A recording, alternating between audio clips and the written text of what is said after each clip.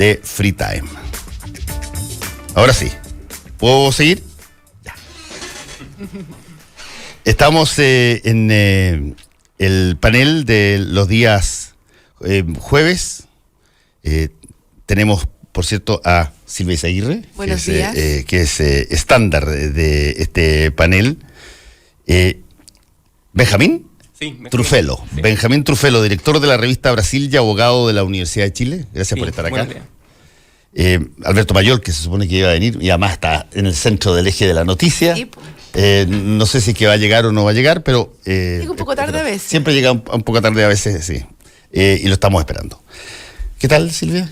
Muy bien, se acerca el 18, así que cada vez más contenta. Además nos tocan 3 días feriados. Sí, 3 días feriados y todavía no sale nadie a decirle que va a caer el PIB y que va a caer el crecimiento. ¿Te acuerdas que siempre hay un estándar de cada vez que había días feriados salía alguien representando a alguna empresa o consorcio de empresas que decía, yo creo que es preocupante esto porque un día que no se trabaja, Chile Claro, le cuesta colapsa. a Chile X cantidad de millones de dólares. Hay cosas más importantes. ¿Cómo crece el consumo también? Además,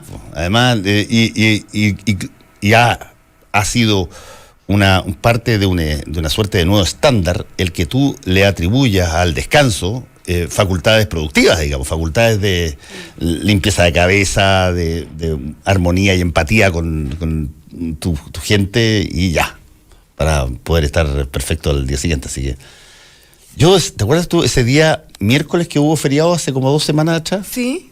Yo encontré que el día miércoles feriado era perfecto.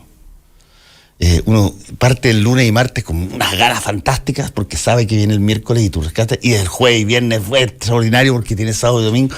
Yo te apuesto que no variaría ni se caería tanto la productividad del país si es que los miércoles fueran feriados. ¿Sabes que en Francia, cuando me tocó ir a Francia, los miércoles no hay clases en los colegios? Ellos tienen lunes, martes, jueves, viernes y en la mañana del sábado. Y el miércoles lo dan como descanso. Y en los pueblos chiquititos cierran el miércoles. ¿En Alemania? En Francia. En Francia. Sí. Son tan sabios los franceses. Son tan sabios. Gracias. Acaba de llegar también Alberto Mayol. ¿Cómo estás? Hola, buenas. El hombre del momento. ¿Por qué? Porque cuando uno se mete en una pelea que vale la pena, hay que... Bueno. Sí. Pero es que además es que puedo decir que en mi defensa, o al revés, como quieran, que en realidad todavía no sé por qué me metí, porque no me metí, de hecho, sino que me llegó así como... De repente Vlado dijo que yo tenía algo que ver con sus problemas, digamos, y esto que le pasa mucho en el mundo de los medios, que es como, bueno, tienen un conflicto. No tengo idea. Son Juan, dices tú. Claro. Pero Alberto, yo tampoco entiendo mucho, o sea, no sé cómo hay personas, y no sé si tú puedes quizás explicar eso, que van a defender Nicaragua y Venezuela de que no hay violación a los derechos humanos. No, es que la discusión, es que por eso toda la discusión es como la típica cuestión de que pasa que se construye el muñeco para pegarle al muñeco, pero el muñeco no existía. O sea, aquí la discusión fue que, o sea, la historia es muy simple. Hace 2 semanas, el movimiento en el cual yo milito, que ni siquiera soy dirigente ni nada, y ellos critican mucho que yo me dedique muy poco tiempo a este tipo de cosas porque estoy dedicado a mi trabajo académico, ya resulta que presentó una cuestión en la Mesa Nacional del Frente Amplio diciendo que solicitaba, qué sé yo, que se revisara si es que acaso la visión sobre relaciones exteriores del presidente de la Comisión de Relaciones Exteriores, Vlado Mirosevic, era adecuada y representativa de las lógicas del Frente Amplio y las miradas internas. ¿Y por qué solicitaron eso? Porque hay una cadena de situaciones que tienen que ver desde la visión sobre lo que pasa en la Haya hasta los tratados de libre comercio, que incluye visiones sobre política exterior en América Latina, en fin. O sea, no nos olvidemos que eres presidente de la Comisión de Relaciones Exteriores, no de la Comisión de Derechos Humanos. ¿Ya? Entonces, eso fue todo. Pero Alberto, perdón, pero coincidió con tu la columna en carta... E el The Clinic. Pero eso era sobre Gabriel. Sí. Que había hablado sobre esta materia justo cuando fue Gabriel una que sacó semana esta... antes. No, Gabriel 2 sacó este semanas statement. antes se presentó esto, lo tenían que ver, y de hecho yo me demoré con la columna del Clinic, me la pidieron la semana anterior, y yo les dije, mira, sabes que no tengo tiempo, qué sé yo, la voy a mandar para la próxima semana. O sea, ni siquiera busqué un momento así como decir, este es el momento preciso, ni mucho menos. Las columnas son así, las columnas de repente como que impactan mucho, después tú escribes columnas que tú crees que les puede ir formidable y no pasa nada, o sea, son cosas que tú no puedes predecir. Y una columna, o sea, tampoco digamos que... Y una pieza, a mí me gusta escribir y qué sé yo, entonces tiene cierto juego. Tiene una cantidad de metáforas un poquitito sí. Que tienen el mismo efecto de cuando tú despacito en aquella parte te pones una hippie canta. Bueno, pero tiene que ver con que efectivamente, pero a ver, si ustedes revisan todas mis columnas que tratan sobre la precisión o sobre la postura de una personalidad específica de la política chilena, siempre es así, siempre he hecho lo mismo, y la verdad es que la escribí y la mandé a requerimiento del The Clinic, ni siquiera fue como idea mía, qué sé yo, requerimiento del The Clinic, con 10 días después de que me lo habían pedido, ¿ya? O sea, no había ninguna cosa temporal. Y de repente aparece Vlado diciendo que está siendo chantajeado y presionado al interior del Frente Amplio, que yo soy uno de los que lo está presionando, que no lo veo hace 8 meses, digamos, ¿ya?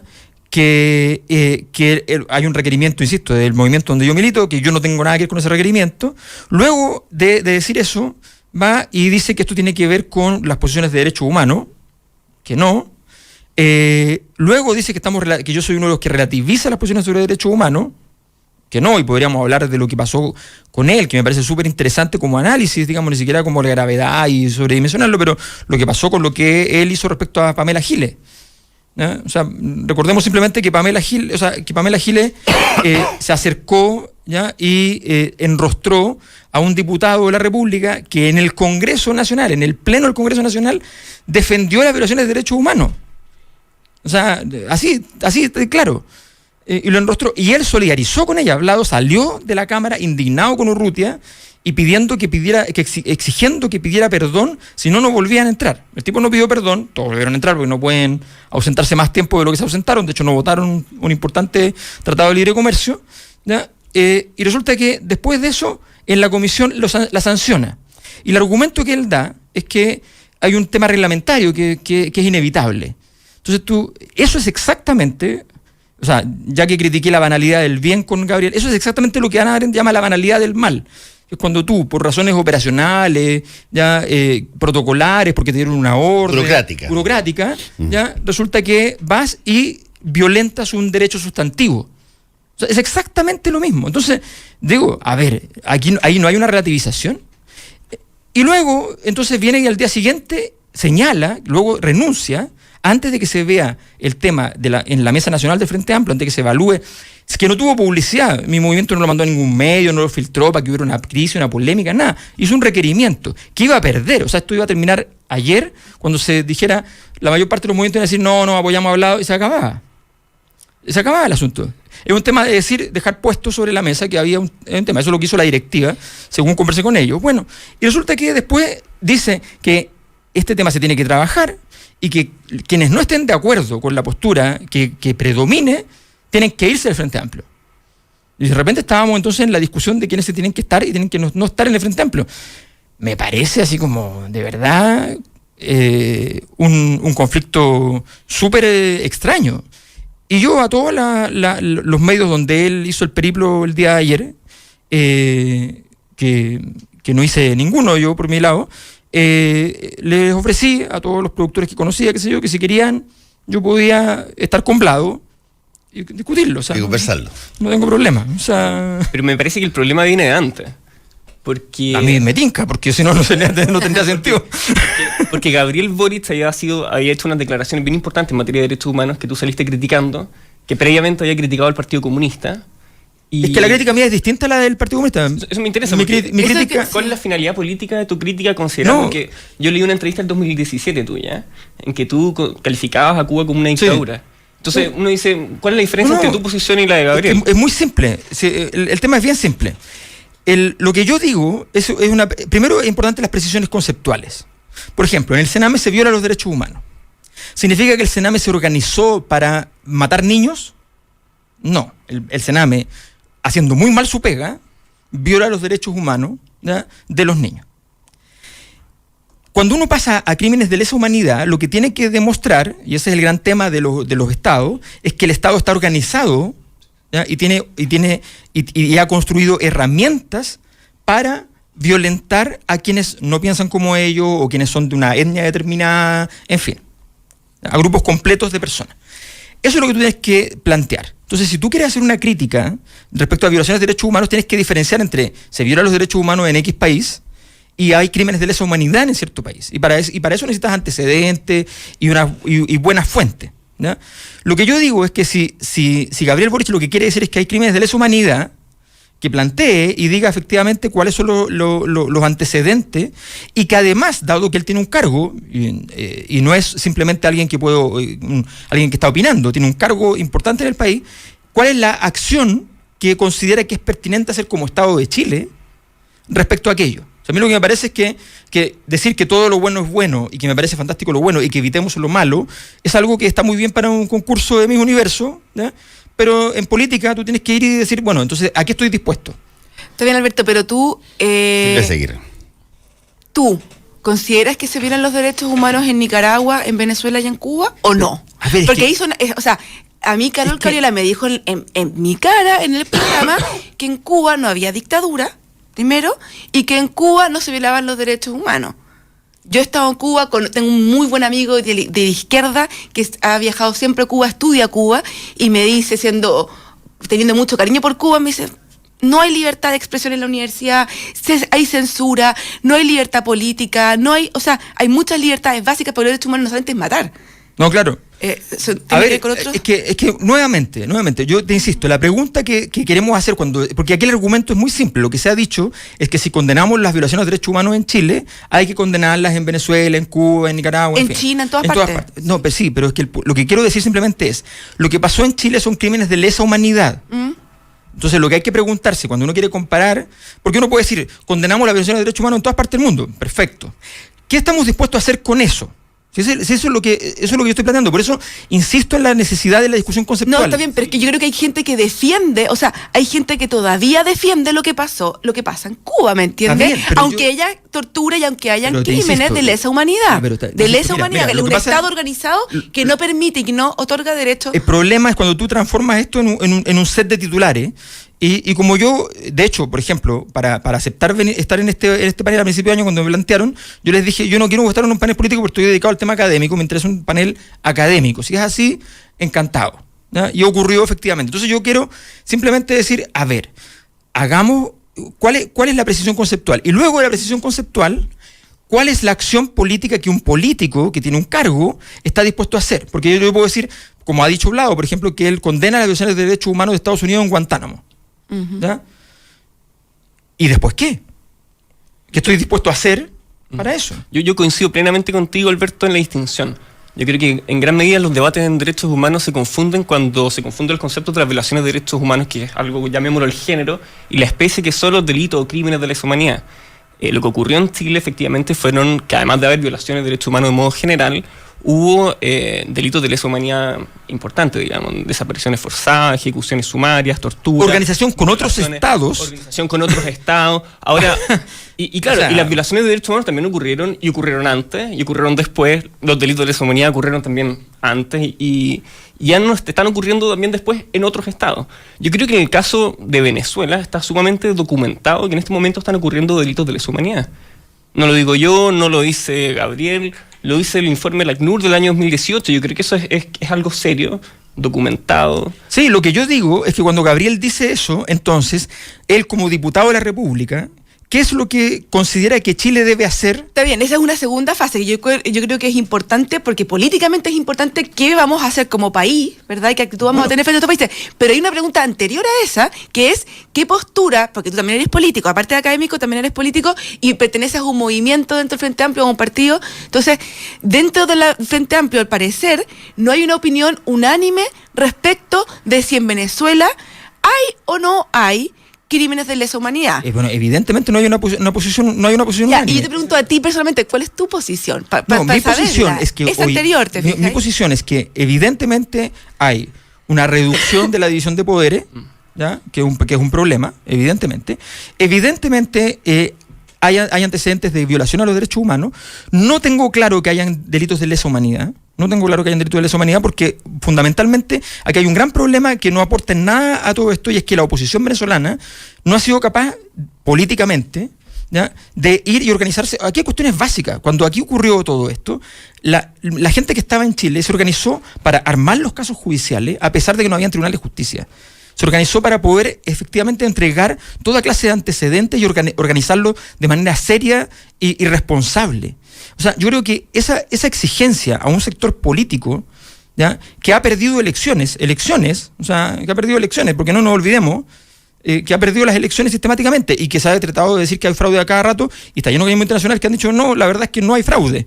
O sea, está bien, Alberto, entonces, pero no es por nada. En Camboya y en Ruanda, que fueron crímenes de lesa humanidad horrorosos, la población tampoco se organizó para llevar los casos a los crímenes, y de hecho hubo amnistía absoluta. Entonces, no sé, no me parece un argumento está bien, tan válido. Ver, Me parece que es un poco ambigua tu respuesta. Cuando tú me dices, pero está bien, pero yo lo único que te digo es, digamos, porque aquí decimos, no, agreguemos que China también tiene violaciones de derechos humanos. Está lleno que cuando apareció China todos dijeron, mejor no, ¿ya? Sí. Y de repente dijeron, ya, no, sí. ¿Qué estamos dispuestos a hacer con respecto a China? Te saltas la primera pregunta, Alberto. Entonces, no, porque te insisto. La segunda no. es importante, pero No. primero tenemos que definir si estamos... No, Ahora, a ver, me permiten, yo tengo la impresión de que uno de los problemas que va a tener este tipo de discusión es que tú te encuentras muy rápidamente bloqueado en poder opinar o plantear cosas en función de si es que las cosas son idénticas o por lo menos tienen algún grado de simetría importante. Y yo desde ese punto de vista creo que basta con que uno se defina y plantee, por ejemplo, sí, yo creo que hoy día en Cuba y particularmente en Nicaragua y Venezuela están violándose los derechos humanos, y me parece que ese es un régimen que no corresponde hoy día a lo que una democracia como uno le gustaría. Punto. ¿Podemos seguir hablando de Chile? Claro. Pero ¿sabes cuál es el problema? Y con eso bastaría. No necesita uno empezar a pero es distinto, insisto en todas las precisiones. Gabriel es diputado de la República. Sí.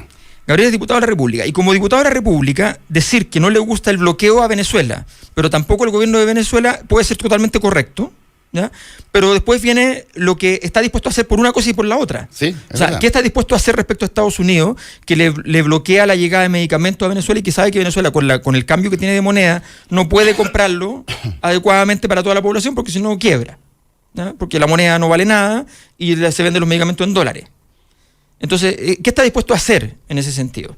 ¿Qué está dispuesto a hacer respecto a lo que señala que efectivamente en Venezuela se violan los derechos humanos? ¿Qué está dispuesto a hacer Gabriel Boric respecto a eso? Y eso es una cosa que debiera definir, porque yo entiendo que hay una decisión individual de cada parlamentario, pero también hay una decisión Exacto. sobre qué se hace del colectivo, del Exacto, movimiento. yo diría más Muy que bien. Gabriel Boric, yo diría qué van a hacer ustedes, Frente Amplio, o cada uno de los partidos o movimientos respecto a esta situación y su postura para ejercer una cierta presión internacional. Pero es que, a ver, nuevamente, aquí la discusión fue que un movimiento le planteó que las posiciones que ha planteado el señor Mirosevic no necesariamente están siendo representativas de lo que es la visión del Frente Amplio en general. Sí. Eso es. Y no es más que eso. Y este señor está en la Comisión de Relaciones Exteriores, ¿ya? Y tiene que ver con este tema, pero también con todos los temas de relaciones exteriores. Sí, Alberto, Y está representando al Frente Amplio. Entonces, el planteamiento fue ese. Entonces, nuevamente volvemos al discurso de decir, ok, definamos la situación, porque aquí el mundo, no solo Chile, porque esto pasó en toda América Latina y pasó en España, ¿ya? Es como, después de que usted juzgue a Venezuela, hablemos de lo demás. Es bien raro el escenario, porque efectivamente pueden haber todas las faltas que tú quieras en Venezuela, en Argentina, qué sé yo. El punto es, ¿por qué tengo que... la definición de Venezuela es la única que es relevante a la hora de decir qué es lo que vamos a hacer después? O sea, yo me acuerdo de haber estado hace un par de años atrás en un debate así, con una radio, con Bernardo Fontaine, y Bernardo Fontaine se largó un largo excurso contra China. Entonces yo le dije, me parece muy interesante, pero le dije, tú, Bernardo, eres dueño, socio, no sé, de Place Vendôme, ¿no? Entonces me dijo, sí. Entonces le dije, mira, te puedo preguntar si tú Todos ¿tienes los productos marcos chinos de o no? anteojos son ¿tienes chinos. productos chinos o no, digamos? Porque yo me imagino que, claro, cuando uno tiene una postura tan radical, uno tiene que ir y decir, bueno, ¿qué es lo que yo puedo hacer? Lo que yo puedo hacer es no comprar cosas chinas, ¿ya? O sea, igual barato están en Bangladesh, o sea, no sé. Entonces yo puedo hacer cosas. Entonces, como la verdad es, la pregunta es, vamos a salir del tema, porque hoy día a nosotros pegarle a Venezuela como país nos da lo mismo, porque no estamos comprándole petróleo, porque no estamos haciendo negocios, porque no estamos haciendo muchas cosas, ¿ya? El anterior gobierno de Sebastián Piñera, no nos olvidemos, se sacó la foto con Fidel y con Chávez inaugurando la CELAC. Feliz de la vida. el feliz habría que preguntárselo a Feliz él. de la vida, no, feliz de la vida. Hay que preguntárselo Porque él a no él. tenía por qué hacerlo. Si es que no podría no haber entrado, si la CELAC era un invento donde lo invitaron a estar en la mesa. Y él accedió. Bueno, O sea, Está bien, pero lo que yo te quería decir es, a ver, encuentro que es importante tener qué vamos a hacer con estos países y no simplemente llegar y criticar. Pero la pregunta anterior, es ¿cuáles son estos países? Está bien, pero la pregunta... Porque en Estados Unidos hay los derechos humanos y lo vamos a anterior, incluir. sí, pero de una forma distinta. No, a ver, ¿cuál es la forma distinta? La forma distinta es que en Estados Unidos hay democracia, se eligen a las personas, hay un congreso, hay justicia, hay libertad de cátedra. Hay 2 elecciones en los últimos 20 años que ha ganado el que tiene menos votos. Está bien, O sea, pero lo que te quiero decir, o sea, pero es distinto cuando un Estado viola los derechos humanos. Hizo una guerra ilegal en Siria. Bueno, si tú crees que es lo mismo Venezuela que Estados Unidos. No, te yo estoy diciendo de acuerdo. simplemente que ya estamos dispuestos a hacer. O sea, porque Está bien, pero yo te quiero decir la pregunta anterior. A mí lo que me molesta, y te lo voy a decir súper franca, es que una cosa es la pregunta después, ¿qué hacemos con esto? Pero la pregunta anterior es, bueno, ¿estamos dispuestos a reconocer que acá, no, déjame terminar, que acá hay violación a los derechos humanos y hay parte de la izquierda que se complica mucho, como yo te veo a ti complicado, en decir con muy claramente, oye, en Venezuela No, hay presos no me políticos, complica en absoluto. hay personas que han muerto No. Hay por lo que desapariciones, piensan, hay tortura, hay desapariciones y hay tortura, violaciones. lo mismo que en Cuba y que en Nicaragua.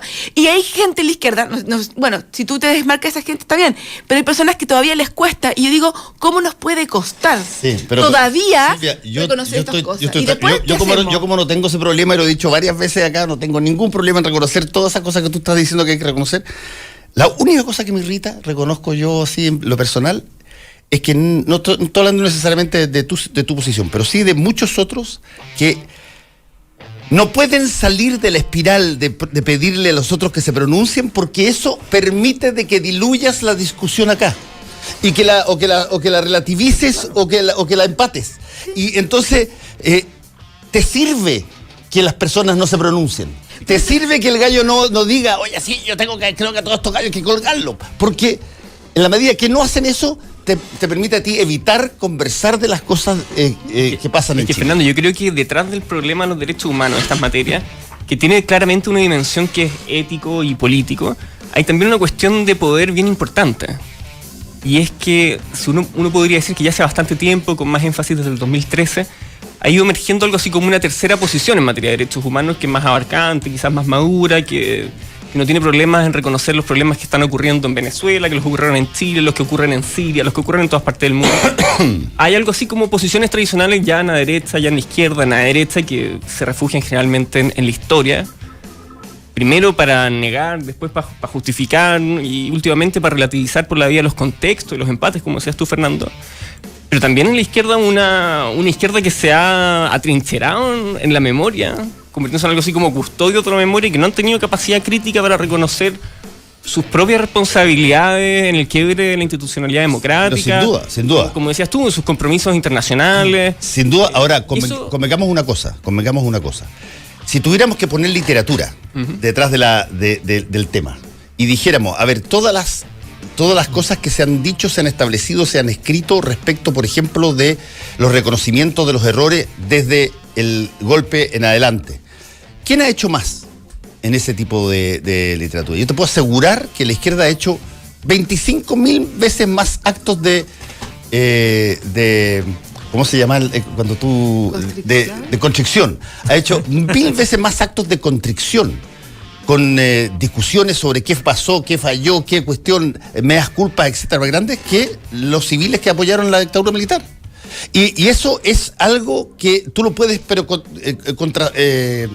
verificar súper simplemente. Muéstrame los libros, muéstrame Sí, dónde están, las dónde están entrevistas, los diarios. muéstrame las entrevistas. Sí, pero cuando Gabriel Boric sale diciendo lo que dice, los primeros en salir hablando son los partidos del Partido Comunista. Y este es mi punto. Mi punto no es tanto lo que hagan o no hagan estas declaraciones, sino el punto es que lo que está detrás es el resguardar las posiciones políticas. Hay una cuestión de poder, de conservación del poder, de conservación del orden. Porque las posiciones en materia de derechos humanos sirven para censurar cambios de posiciones en otras materias. Porque si uno dijera que en Chile hace falta el surgimiento de una tercera posición política, más allá de la izquierda y la derecha, lo primero que se necesitaría es un gran consenso en materia de derechos humanos. Y si se bloquea ese gran consenso en materia de derechos humanos, se bloquea el entendimiento entre fuerzas políticas.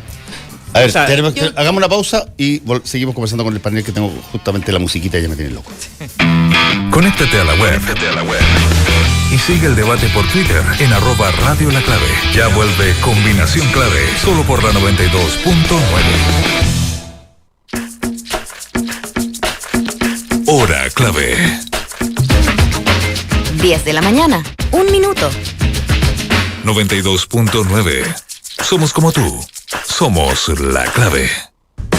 En el corazón de Providencia y a pasos del metro, Hotel Nogales and Convention Center. Un servicio de primer nivel con estacionamiento, Wi-Fi y desayuno incluido. En Hotel Nogales ponemos a su disposición nuestro centro de eventos con salones con capacidad hasta 400 personas. Reserve su estadía en hotelnogales.cl o a nuestro teléfono 223-356958. Hotelnogales.cl. Lo hacemos simple para usted. Seguimos analizando la contingencia. Súmate a nuestro panel y opina con nosotros. Estamos en Combinación Clave.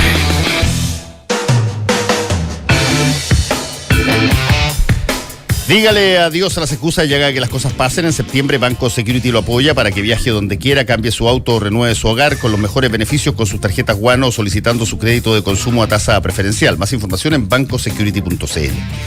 Mes del vino en Hotel Sheraton. Si es amante de los vinos y busca degustar una variedad de sabores en septiembre, lo espera en el mes del vino a precios especiales en el restaurante El Cid. El secreto del éxito está en tomar riesgos y superar desafíos. Viva la vida, Concho, tomando buenas decisiones. Batería Hankook, mucho más. Desde esta semana, todos los lunes y jueves a las 16:30 horas, nuevo programa de Radio La Clave. Se habla de los temas de salud que a usted le interesan. Tu salud es clave con Ricardo Basáez y los especialistas de la Facultad de Medicina Clínica Alemana Universidad del Desarrollo. Recuerde, lunes y jueves a las 16:30 horas, tu salud es clave por la 92.9 y en www.radiolaclave.cl. Estamos también regalando. Hoy día tenemos, todavía pueden participar porque mañana se va a sortear entradas dobles para el concierto Rubén Blades en Movistar Arena, que será este sábado 8 de septiembre. Solo tiene que seguirnos en nuestras redes sociales y comentar la foto del concurso, etiquetando a la persona con la que te gustaría ir. Participan todos los que comenten y nos sigan en Facebook, Instagram y Twitter. Este viernes 7 de septiembre se sortean las entradas, gentileza de Free Time. Y también tenemos 2 libros para regalar hoy día, gentileza de Me Gusta Leer Chile. Puede participar usando hashtag Combinación Clave y nombrar también a megustaleers.cl. Son el libro de Historia Secreta de Chile 3 de Baradit, el que tiene la portada Gabriela Mistral, bien Thatcher y medio punk. Y el libro de Desastres de Raúl Sor, Guía para Sobrevivir, ya saben. Hashtag Combinación Clave y nombrar también @ megustaleersl. Somos opinión. Somos La Clave. Ya, ¿cómo salimos de esto para poder abordar otro tipo de cosas? Yo solo digo que hay un ejercicio que podríamos hacer, que como así, si queremos resolver todo este tema, es simplemente, si consideramos que delitos de lesa humanidad en todo el mundo, todos esos países, ¿qué va a hacer el Estado de Chile entonces como posición respecto a todos esos países? En todos. ¿Ya? En caso de violaciones de los derechos humanos graves que no alcanzan a ser delitos de lesa humanidad, pero sí que efectivamente son graves. ¿Cuál es la postura? Chile va a tener una postura. Todos los países en general en estas cosas son más o menos hipócritas, porque hay una famosa conferencia de Max Weber del 1919 que dice que fundamentalmente la política es pactar con el diablo, ¿no? Y que efectivamente cada tanto tienes la ocasión. Ahora entiendo por qué queman tanto las patitas. Todo este país está sentado arriba de un infierno. No, lo que pasa es que tú tienes, a ver, es como cuando por ejemplo, el típico caso de las Torres Gemelas. Sí. Había un avión que no había chocado todavía, ¿ya? El avión que cae en Pittsburgh. Entonces la pregunta que nos podríamos hacer, ¿ya?, legítimamente, es: el presidente Bush sabe que hay un avión que lleva 300 personas y que puede ir a chocar a otra torre o otro. No lo baja esa. Entonces, debiera bajarlo, ¿no? Claro. ¿Tiene que matar a 300 personas o no? ¿O no corresponde? Lo que dice Max Weber es: si tú dices no, estás operando como si la política fuese algo que es el sermón de la montaña. Pero la política no es el sermón de la montaña, ¿ya? Entonces tú, ¿qué haces? Eventualmente, no digo que sea exactamente lo que ocurrió, eventualmente lo bajas. Eventualmente dices que lo bajaron la misma gente que iba dentro del avión porque se enteraron de que habían los ataques a las torres y que fue un acto de solidaridad. Eso fue lo que se dijo, de hecho. Que fue lo que se dijo. Claro. ¿Ya? Y eventualmente entonces digo que no hubo ninguna intervención de los bombarderos ni de los aviones propios de Estados Unidos. Digo, eso es súper... porque evitas así el conflicto moral, que lo vas a tener. Esto, las películas gringas lo ponen a cada rato, este conflicto del presidente que tiene que ver qué hace con el avión secuestrado y qué sé yo. La política es así, y por eso los países en todo el mundo más o menos juegan en la hipocresía. Entonces la gran hipocresía, y la razón por la cual yo no trato de no contestar esto, porque los medios van y dicen, entonces el punto es que finalmente X dijo, sí, esto es una dictadura o esto es... Cuando el punto de fondo es tratar de decir, ok, ¿qué estamos dispuestos a hacer con todos los países que consideramos que violan, que ejercen acciones, crímenes de lesa humanidad? ¿Y cuáles son las maneras de ser cómplices? La respuesta te la puedo decir. Este país, en términos simples, a lo que más puede llegar a hacer es decir, esa es una dictadura. Es un argumento verbal. Sí, pero yo y no moverse un pelo en algo que eventualmente puede afectar las relaciones, salvo que tú tengas diferencias ideológicas muy grandes entre uno y otro y por lo tanto te cueste... Y no tengas relaciones comerciales. Claro, no tengas relaciones comerciales y te cueste poco romper relaciones, por ejemplo. Claro, pero básicamente lo que tú estás pidiendo es, y yo lo encuentro razonable. Es consecuente. Es decir, ok, no me des... consecuente es romper relaciones. Bueno, claro. No me des solamente una postura verbal frente al tema. Dame una postura conductual frente al tema. Porque tú eres una autoridad. Oye, pero yo quería darle un punto a Alberto, que es verdad que es irritante, y para terminar el tema de la y entramos a que tengo unas ganas de hablar de Quintero Punchupé. Por favor, sí. Pero es irritante y es verdad que se ocupa el tema de los derechos humanos para hacer un empate entre derecha y izquierda, pero la verdad es que ¿quién está hablando de los derechos humanos en Israel y Palestina? ¿Quién está hablando en Siria? Cuando pasó lo de Kosovo, Bosnia, a nadie le importó, nadie dijo nada. Entonces, eso también es inmoral, uno podría llegar a decirlo así, porque estáis utilizando estas cosas horrorosas para beneficios políticos y para vendetas entre bandos, que no debería ser aceptable. Algo corto que me quede ahí con el tintero.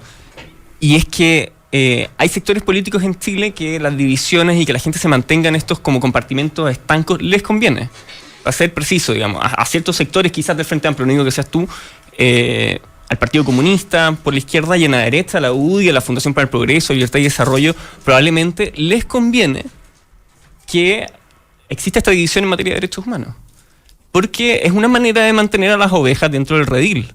O sea, son apelaciones a la lealtad que lo que hacen finalmente es que el que dice una cuestión contraria es de izquierda o el que dice una cuestión contraria es de derecha. Y por lo tanto... Es mantener la Guerra Fría. Es mantener la Guerra Fría y mantener las posiciones que van más allá de derechos humanos estancadas. Que dicho sea de paso, Benjamín, sea de paso... no hay que minimizar los beneficios de tener enemigos. Sí, claro. Enemigos designados. De eso se trata. Evidentemente. Eso es un acto, incluso casi te diría yo, terapéutico. Tú tienes a alguien a quien descargarle las cosas que no seas tú. Porque hay un libro extraordinario de una pareja de psicólogos norteamericanos que se llama Errores se cometieron, pero no por nosotros. Y donde tú tienes esta compulsión brutal de buscar a quién le echo la culpa de algo que no quiero que parezca que lo hicimos nosotros o que tengamos nada que ver. Nada más extraordinario que para eso que generar un enemigo designado. Estados Unidos tiene una seguidilla de enemigos designados y cuando cae uno tienes que levantar a otro relativamente rápido porque tienes que achacarle un montón de cosas. Lo mismo que pasaba en la época de Guerra Fría, en la Unión Soviética y en el ámbito soviético, todo tenías una cantidad enorme de cosas que calificaban como pequeño burgués y las cosas que correspondían a situaciones que atentaban contra los trabajadores y todo lo demás, porque te sirve, es útil. Y lo que ha pasado en el Frente Amplio, lo que ha pasado con la designación del ministro Rojas, lo que ha pasado con el conflicto entre el gobierno y la democracia cristiana por la designación del subsecretario de redes asistenciales, lo que ha pasado entre la democracia cristiana y el Partido Comunista por el aniversario del no. Bueno, son puras... La antropología enseña que el chivo expiatorio no solamente sirve para echarle la culpa, sino que para producir todo el sistema de integración social alrededor. Exactamente. Eso es muy útil. Además, te sirve porque, es aglutinador. Porque tú te cuentas, hombre. Te cuentas y sabes con quién, cuántos pares son tus moscas y quién está contigo y quién no. Ya. Pasemos por un país. Una vez Fernando me contó una extraordinaria historia de Europa del Norte sobre el comedor de pescados. Sí, pues el de pecados. El comedor de pecados es una vieja mitología vikinga donde cuando se moría una persona, esa persona para que entrara al Valhalla tenía que entrar limpio. ¿Y cómo se hacía? Traían a una persona, colocaban al cadáver rodeado de alimento y esta persona era el comedor de pecados. Y lo que hacía básicamente era comer esta fruta que alrededor del muerto, el muerto le traspasaba a la fruta y a la comida sus pecados y este gallo se los comía y se sacrificaba para que éste entrara limpio. Y todo el gran problema era ¿Qué pasa cuando con se moría el comedor de pecado. O sea, porque ese ya era una carga ya brutal, pero es muy bonita la Pero es muy interesante porque además le daban todos los beneficios en vida porque todos se los iba a ir al beneficios, infierno. porque era, claro, Claro. porque él se iba a ir al infierno, era el gallo que nadie tocaba, todos lo respetaban y fantástico. Era el más Supuesto, sabio era del ateo, pueblo. siempre, claro. Por supuesto era ateo. Claro. Oye, pero hay un pecado, creo yo, dentro de todos los pecados, hay un pecado que es, no sé si llamarlo el pecado de la desidia, pero es un pecado donde tú ves permanentemente que algo tiene expresiones de daño a las personas permanentemente, consistentemente, y tú sabes que puede en cualquier momento producirse el hecho que mande toda la punta del cerro, pero sigues apostando que no te va a pasar a ti. Y lo pospones, y lo derivas, y lo disimulas, y miras para otro lado. En fin, que es más o menos lo que pasa con las zonas de sacrificio, en general, que tú sabes que es una bomba de tiempo, que eventualmente el día que se junte este gas con este otro gas, no van a haber intoxicaciones pulmonares, van a haber muertos. Y en ese entonces, ¿qué hace? Pero todo se dilata pensando de que eso le va a tocar a otro o no va a ser ahora, y tú juegas una apuesta de ruleta rusa peligrosísima. Y creo que en el caso de Puchuncaví y Quintero hay que tomar cartas en el asunto en serio. Y yo, para serte franco, esta cosa que pasó se le culpa a ENAP y la renuncia de Gonzalo Lacarrera, que acaba de ser nombrado el director de ENAP, diciendo que esto le causa un daño brutal a la empresa y que no es así. Y además agrega él en un tuit hoy día en la mañana, dice, ¿cómo pueden decir que ese ENAP, si lleva cerrada los conductos de gases totalmente hace 2 semanas o 5 días y acaba de producirse antes de ayer otra fuga tóxica? ¿A qué le van a echar la culpa si tenemos total y absolutamente cerradas las compuertas? Y renunció porque nadie quiere tomar ese toro por las astas, porque son industrias, hay industrias privadas, sí. Las industrias privadas tienen personas, las personas se conocen, hay lobby, en fin. Yo tiendo a sospechar que el problema es que no se puede tomar el toro por las astas en el corto plazo, porque probablemente lo que ha fallado son los mecanismos de fiscalización, los instrumentos para poder medir las distancias que hay entre una industria y otra, o sea, cuestiones técnicas de ausencia del Estado por décadas. Bueno, pero es que, a ver, mira, primero, o sea, lo normal, súper estándar. Lo primero que tú haces en una situación como esta, cualquier gobierno en el mundo... Un 2-3 momia. Un 2-3 momia. Se paraliza todo. Sí. 3 informes independientes de universidades, una extranjera, 2 nacionales, ¿ya? Son informes súper estándar, o sea, son informes que ni siquiera son caros, ni mucho menos. No es que hay que gastarse $10 millones en esos informes, son informes de toma de muestra, revisión, o sea, qué sé yo, un par de millones de pesos. Y en 10 días tiene resultados. Y dice, mira, los químicos que se han encontrado en el ambiente están en tales lugares, ¿ya? O sea, tiene que haber... Y empiezas a dirimir dónde está el problema. Todo lo que se ha hecho es muy evidente que tal vez es por incompetencia, ojalá que sea solo por eso, ¿ya? Pero resulta que todo lo que has hecho es algo que no ayuda en nada a saber qué es lo que está pasando. Ese es el problema. Pero te deja dando vuelta, es la ardilla que está dando vuelta en la misma rueda. O sea, yo creo que acá hay 2 cosas importantes. Uno es que en Alemania hay industrias de esta naturaleza que funcionan y funcionan bien. Obvio. Entonces, ese tema de que esto que es acá, que tenemos estas industrias en otras partes del mundo no existen, están, no contaminan y hay población humana viviendo cerca de estas industrias y no tienen peligro. Y por lo tanto, Chile está al debe en sus políticas medioambientales con las industrias y las exigencias técnicas que tienen que tener para cumplir con estos estándares que aseguran a las personas su seguridad y su salud. Pero el otro tema es, ahora, dado que quedó esta embarrada, todavía no sabemos qué empresa es. El Estado le echa la culpa, o el gobierno le echa la culpa a ENAP se defiende, ¿verdad? Y lo que yo tengo entendido... Es una empresa pública. Lo más fácil. Es una empresa pública, obvio. Pegarle a la empresa pública es lo más sencillo. Claro. Pero hay 2 temas. Según los técnicos, yo en esta materia no tengo idea, pero lo que dicen ellos es que el tipo de contaminación, la forma en que es y la cercanía de todas las industrias, es muy difícil poder decir qué empresa es la que contaminó. Eso es súper difícil. Ahora, lo que también dicen los técnicos es que la empresa que contaminó tiene que saberlo y se está quedando callada. Okay. Y eso es una cuestión... Totalmente de acuerdo, pero aquí hay un compleja. solo punto, que eso si viene en un resultado de un informe solicitado por el gobierno, por un organismo técnico, yo te digo, ok, tenemos un problema. Pero el problema es que aquí tenemos gente que son expertos, pero que están opinando sin poder ver todo aquello porque nadie ha encargado ningún estudio y nadie ha dicho 1, 2, 3 momias, ciérranse todas las fábricas. O sea, aquí la cosa es ridícula. Se suspendieron las clases, pero varias de las industrias están funcionando.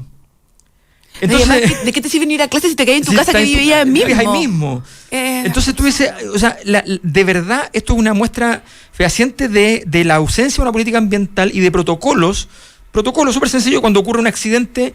Mira, solo te doy ejemplo. Está este ejemplo. Está el ejemplo de que yo he hablado, lo confiesan los mismos gerentes de empresas, que te dicen, mira, hay que tener en consideración de que todas las empresas grandes a nivel mundial hoy día, su trabajo de análisis de la empresa, el primer capítulo de las memorias, tiene que ver con calentamiento global. ¿Qué estoy haciendo por el calentamiento global? ¿Ya? Todo lo que he hecho en el año para reducir el calentamiento global. Ese es un tema que en nuestras memorias no está, en las empresas. Donde además, me contaban gerentes de empresas que me decían, en reuniones estamos así como, oye, que han habido marejadas este año, ¿eh? Sí, claro. Han habido marejadas este año y no. ¿Te das cuenta que hubo 32 grados antes de ayer? Y estaban cerrados los puertos y tantos problemas.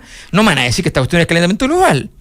Bueno, obvio. Entonces tenemos, primero, esa falta de esa ceguera respecto a lo que está pasando en un país que es costero, ¿no? Donde el todo impacto nos golpea, sí. En eso va a ser enorme. lean el libro de Raúl Sort. Sí. Todo nos golpea en materia de lo que venga por Los el mar. huracanes, de eso no estamos salvando. Y Ya van a llegar, acuérdate. Y el tercer lugar es el sistema de evaluación ambiental, que Silvia más o menos lo deslizó en su comentario.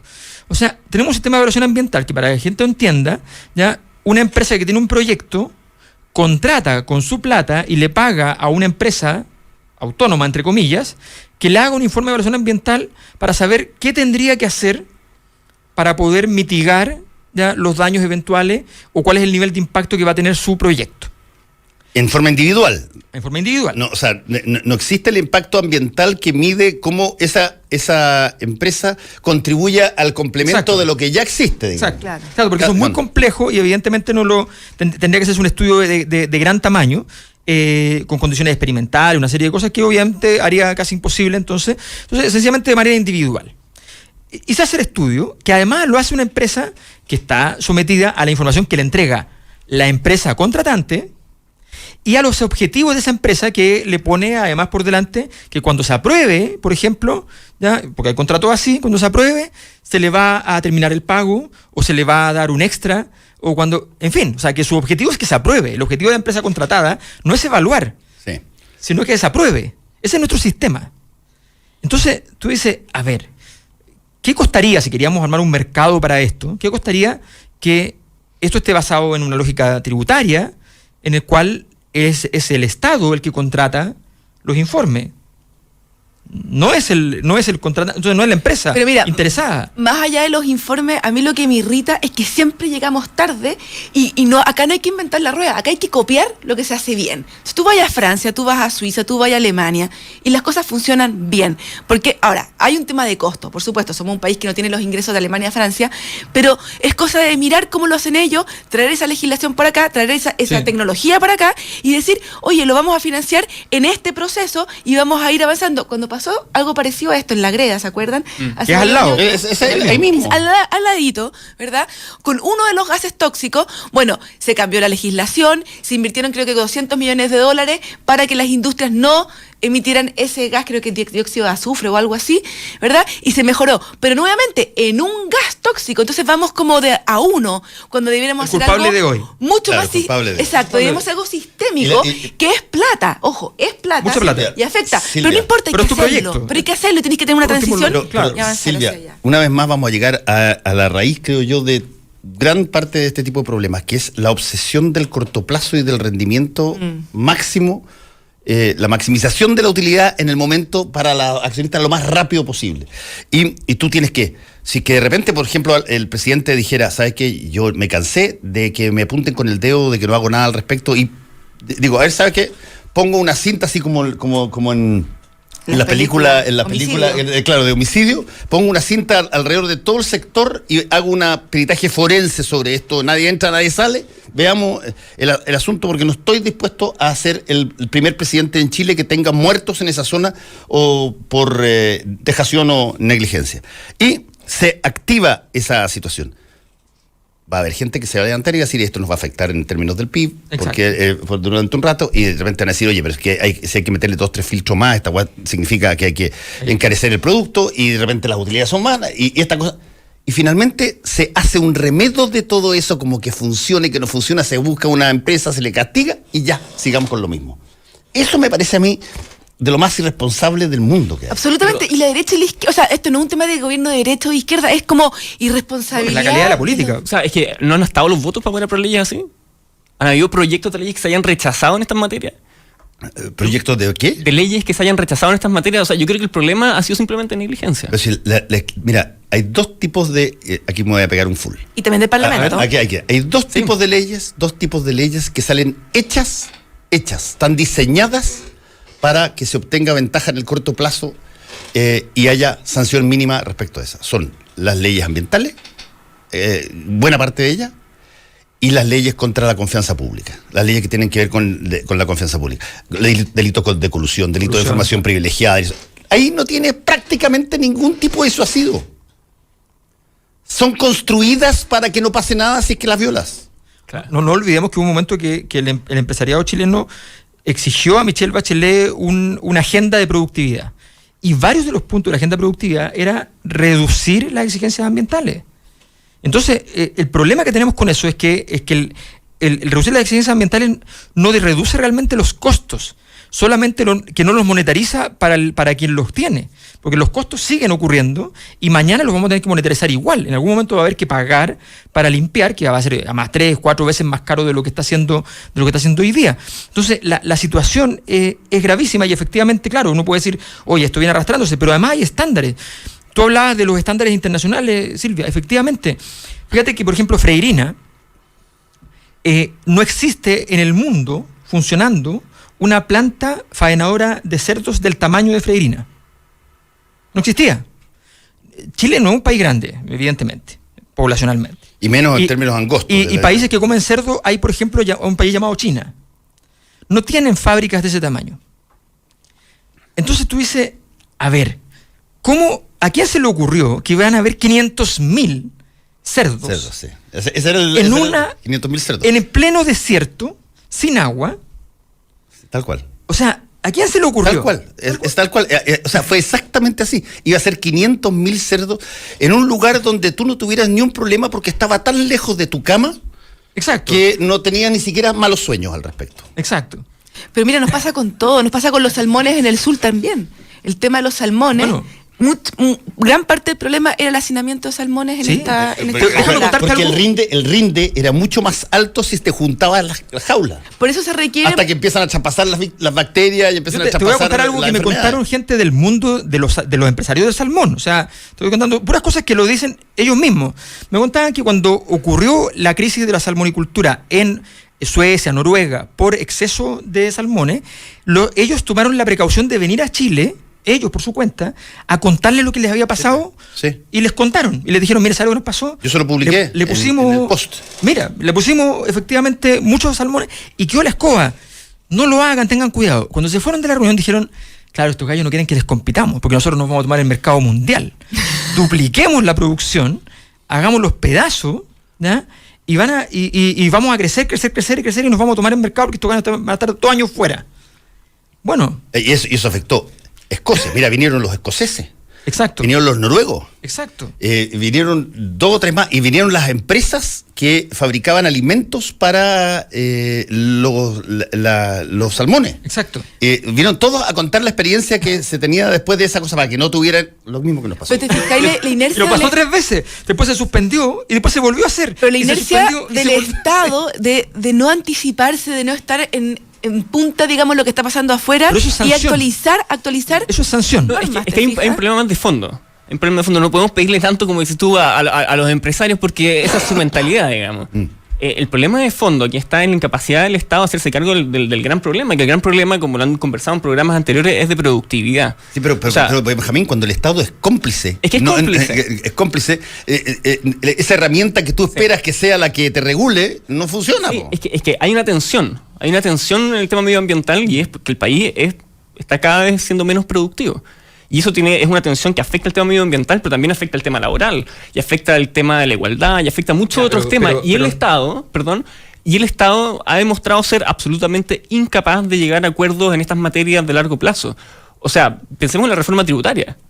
Se hizo una reforma tributaria hace 4 años y 4 años después se está haciendo otra reforma tributaria y en 4 años más probablemente vamos a estar discutiendo otra reforma tributaria y la gran discusión, el proyecto estrella del gobierno que viene a reactivar la economía es una reforma tributaria y todos los empresarios están ansiosos de llegar a esta reforma tributaria. Bueno, ese es el alcance de nuestra política. Pero, digamos, recaudar un poquito más, recaudar un poquito menos, crecer un poquito más, rebajando los impuestos. Productividad, muy bien, pero entonces, primero, modelo de desarrollo, porque el modelo de desarrollo tiene que ver con la productividad. Y en segundo lugar, cuando tú ves la productividad, por ejemplo, por tamaño de empresa, sí, claro. La evolución de la productividad en la gran empresa ha aumentado sideralmente y se ha ido reduciendo en la mediana, mucho en la pequeña y más todavía en la micro. ¿Ya? Tiene que ver efectivamente con las condiciones diferenciales de acceso al crédito blando, a tecnología, porque hoy día, sin tecnología, prácticamente la posibilidad de competir en términos de productividad es casi nula. Entonces, estamos hablando de que sencillamente no tiene que ver con que, porque hablamos de productividad y como que en el substrato nacional es que la gente trabaja poco. Claro que no. En circunstancias que el problema tiene que ver Somos con flojos. Desarrollo tecnológico, claro, valor agregado. Valor agregado, o sea, yo no conozco a nadie que trabaje menos que los europeos. Y tienen una productividad bastante razonable. Entonces, porque tiene que ver con que efectivamente hay un diseño para que efectivamente la tecnología produzca y para que la educación esté orientada efectivamente a generar productividad cuando es pertinente. Sí, Alberto, pero no nos podemos poner de acuerdo siquiera en una ley marco como la tributación, digamos. No, claro. Ese es el déficit político que tiene el país en este momento. Para ser justo, antes de la reforma tributaria de Bachelet teníamos bastante estabilidad tributaria. O sea, no es que todo... No había cambiado nada en 20 años. Da lo mismo, pero está bien, pero lo que te quiero decir es que no es que Chile cada 4 años estemos recambiando la reforma tributaria. Pero ahora va a ocurrir eso. Sí. Ahora va a ocurrir eso. Bueno, ojalá que no, pues ojalá que lleguemos a un gran acuerdo. Hubo una reforma con Piñera en su anterior gobierno, hubo una reforma con Bachelet, ¿ya? En su gobierno, va a haber una reforma ahora con Piñera. Te garantizo que el siguiente gobierno que llegue va a hacer lo mismo. Ojalá que sean una cosa es actualizaciones, ¿verdad? Ponte tú lo del tema de Uber, el tema de las cosas como de las plataformas digitales, tenés que ir actualizando, eso es evidente. Pero una cosa es una reforma. Pero si hay integración es una reforma. Es una reforma, por eso digo, eso es una reforma. Ojalá, yo creo que las reformas debieran dejarse como para cada 10 años, no sé, o más. Y otra cosa son las actualizaciones que tú tienes que ir haciendo y modernizaciones, que son distintas. Entonces yo creo también... En ese sentido creo que es importante que el acuerdo que se llegue sea un acuerdo amplio para que tengamos un sistema tributario en los próximos, ojalá 10 años, estable, con todas las actualizaciones que tienen que ir ocurriendo en los gobiernos de turno. Lo que pasa en términos de medio ambiente, ¿no se trata de una gravísima violación de los derechos humanos del Estado de Chile? Absolutamente de acuerdo. Entonces, y efectivamente... Y ojo, no solamente acá se echa muchas veces la culpa a los empresarios, porque hay un discurso de que los empresarios son una gente tan codiciosa que lo único que le importan son sus utilidades, ¿verdad? Y está dispuesto a hacer cualquier cosa con tal de transgredir las normas. Pero acá hay empresas del Estado que tienen estándares iguales o más bajos que las empresas privadas. Entonces acá falta Estado. No, pero hay un pequeño problema, que todo totalmente de acuerdo. Si los empresarios chilenos no tuvieran pretensiones de influencia política, yo te digo, comprado. El problema es del Estado, la culpa entera es del Estado. Pero Albert, todo lo demás es... naturaleza humana, naturaleza humana. En todas partes del mundo se puede hacer nada. Bien, no, acá es hipertrófico, es evidente, es hipertrófico. Es tan raro que los empresarios del sector agrícola y del sector bancario están unidos. Eso no pasa en ninguna parte del mundo. Es hipertrófico. Eso es verdad. En Alemania, la Volkswagen le regaló 1 millón de euros a cada uno, eran 6 diputados, de regalo Navidad. Y ellos lo aceptaron porque no sabían que no podían recibir un regalo de 1 millón de... Fue tan escandaloso que ahí prohibieron que recibieran regalos. O sea, es una cosa, la Volkswagen está sumando, ¿ah? Está sumando cuestiones. Entre la estafa para disimular los motores en Estados Unidos, de transmisiones. Ahora, esto que tú estás contando... Este fue el año como el 2002. Para que Volkswagen no queremos que sea auspiciador de nuestro programa. No queremos. Nos tenemos que ir. Silvia Izaguirre, Benjamín, muchas gracias. Muchas gracias. También a ti, Alberto. Ya volvemos. Conéctate a la web. Y sigue el debate por Twitter en @Radio La Clave. Ya vuelve Combinación Clave, solo por la 92.9. A las 8 de la noche, de lunes a viernes, en Clave Deportiva.